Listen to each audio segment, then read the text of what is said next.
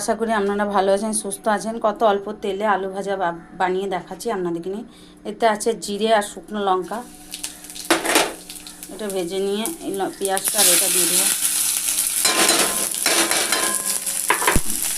একটু হালকা নাড়াচাড়া করে নেব। এসছে দেখুন, তারপরে আলুটা দিয়ে দেবো।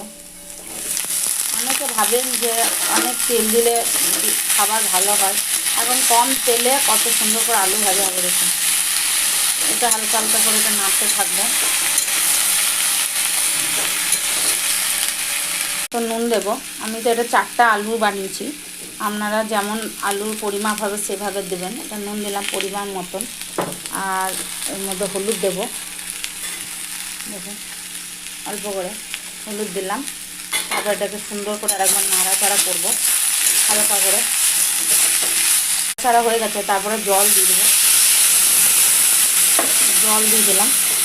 যারা বন্ধুরা আপনারা কম তেলে যারা পছন্দ করেন তাদের জন্য এই ভিডিওটা, যারা বেশি তেল খান তাদের জন্য না এই ভিডিওটা। তারপরে এটাকে একটু ঢাকা দিয়ে দেবো, এটা খুলে দেবো। দেখুন আলু ভাজাটা কত সুন্দর হয়ে গেছে, আর কি সুন্দর সেদ্ধ হয়েছে দেখুন। কত কম তেলে অল্পর মধ্যে আলু ভাজা। এই ভাত দিয়ে, মুড়ি দিয়ে, রুটি দিয়ে, পরোটা দিয়ে, যা দিয়ে খেতে পারে। খুব কম তেলে আর কম সময়ে হয়ে যায়। ভালো করে ঢাকা দিয়ে সেদ্ধ করতে হবে।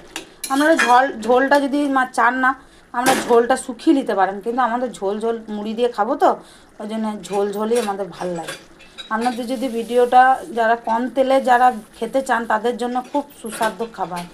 ভালো লেগে থাকে আপনারা লাইক এবং শেয়ার করুন। বাই বন্ধুরা, ভালো থাকবেন, সুস্থ থাকবেন।